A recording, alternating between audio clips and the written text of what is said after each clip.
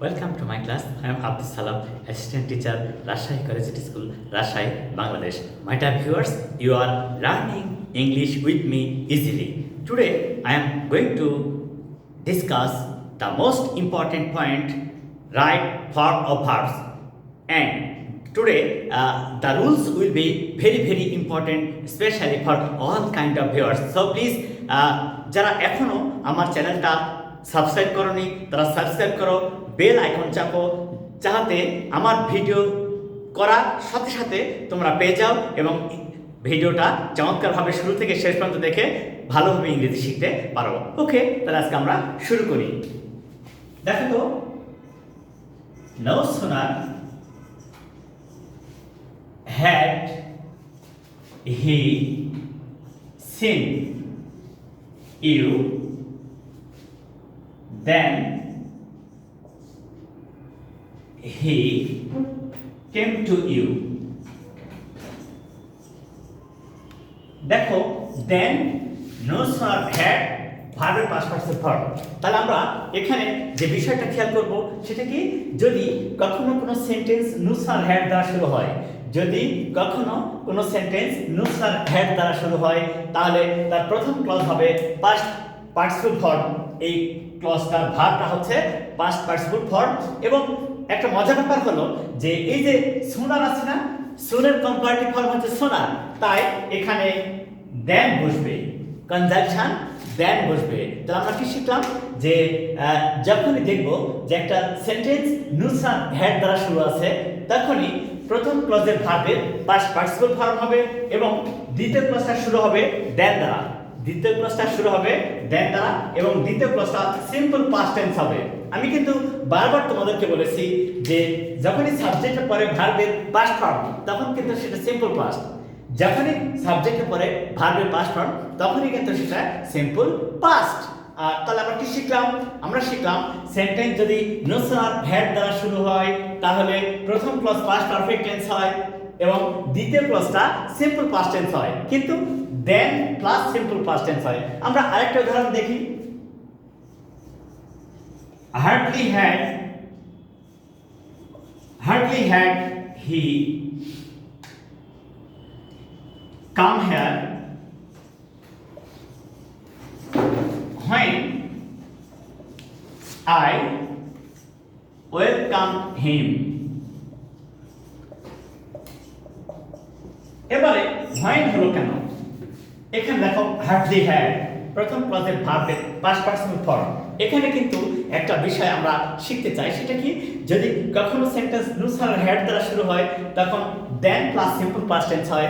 আর যখন দেখব যে একটা সেন্টেন্স hardly had বা scarcely had হয়ে আছে, কি শুরু হয়েছে কি দ্বারা, hardly had এবং scarcely had দ্বারা, তাহলে প্রথম ক্লজ পাস্ট পারফেক্ট টেন্স এবং দ্বিতীয় ক্লজটা when দ্বারা সিম্পল পাস্ট, দ্বিতীয় ক্লজটা when দ্বারা সিম্পল পাস্ট। আশা করি তোমরা এখানে বুঝতে পেরেছো। এবারে আমরা তার পরবর্তীতে যাই, দেখি কিভাবে অন্য একটা সেন্টেন্স চমৎকার করে তুলে ধরতে পারি এবং তোমাদের শেখাটাকে চমৎকারভাবে আমি আরো পরিষ্কার করে লিখতে পারি। এবারে দেখো তো, it is many years since I visit now gone. এই সেন্টেন্সটা খেয়াল করে দেখো তো, it is many years since I visit now gone।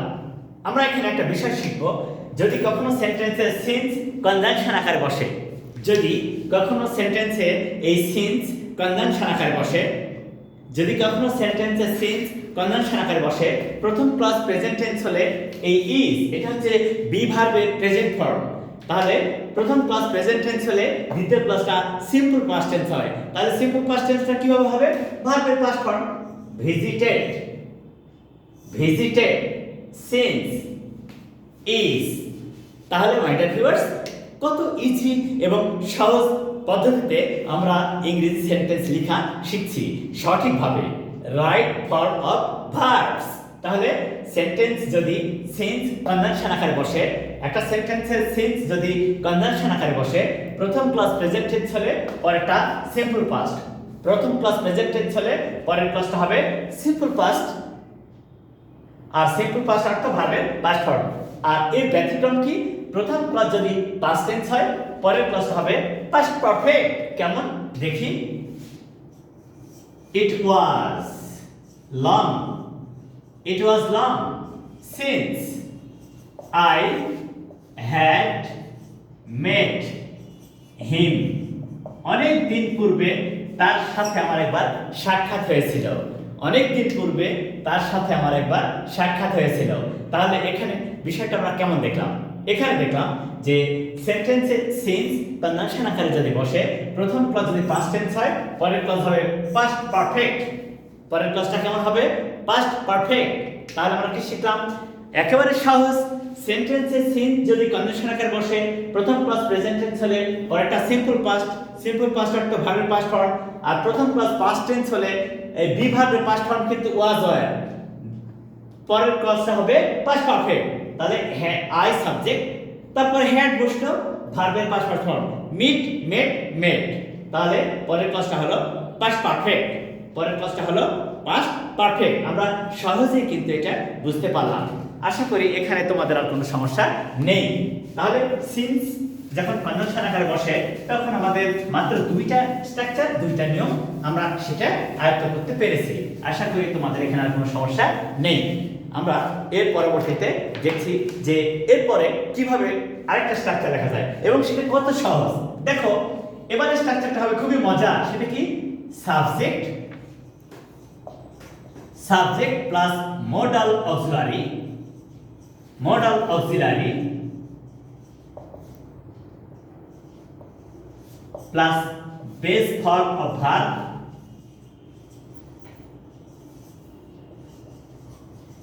Plus object অথবা এক্সটেনশন। আমরা কিন্তু এভাবেও একটা সেন্টেন্স তৈরি করতে পারি, আমরা এভাবেও একটা সেন্টেন্স তৈরি করতে পারি চমৎকার করে। যেমন দেখো তো, she can draw a nice picture, she can draw a nice picture, subject modal verb object, I can swim in the river, I can swim in the river, আমি নদীতে সাঁতরাতে পারি, কে subject modal auxiliary verb base form extension. তাহলে আমরা কিন্তু সহজে এই স্ট্রাকচার ব্যবহার করে সেন্টেন্স লিখতে পারছি। এরপরে দেখো তো, we all should, we all should respect, we all should respect our parents, we all should respect our parents, আমাদের সবারই উচিত আমাদের পিতামাতাকে সম্মান করা, শ্রদ্ধা করা। তাহলে subject we all should modal auxiliary verb plus object, কত সহজে এই স্ট্রাকচারটা ব্যবহার করে আমরা সেন্টেন্স লিখতে পারছি। এটা আমরা আরেকটা উদাহরণ দিলে কেমন হয় দেখা যাক তো।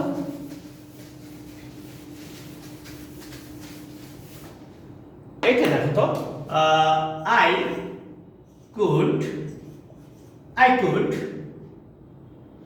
run fast, I could run fast when I was young, দেখো তো কেমন হলো, subject plus modal, subject plus modal plus ভার্বের বেস ফর্ম প্লাস এক্সটেনশন। এই যে তারপরে এটা তো আলাদা ক্লজ, ভিন্ন ক্লজ, এটারও কিন্তু একটা চমৎকার স্ট্রাকচার আছে। কি সেটা স্ট্রাকচার, এটা হলো সাবজেক্ট, এইটা হচ্ছে বি ভার্ব, আর এইটা হচ্ছে অ্যাডজেক্টিভ।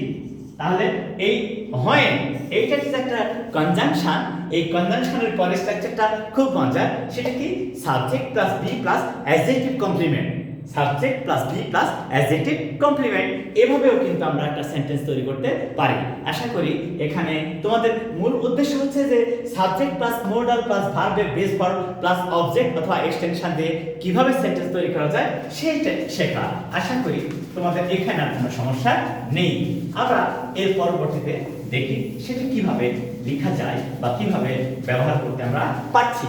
তাহলে এখানে যেটা এরপরে যেটা দেখব সেটা খুব মজা। যেমন দেখো, would that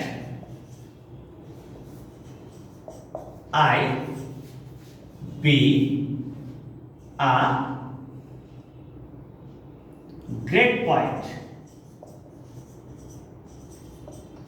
আচ্ছা, এখানে কি বসবে?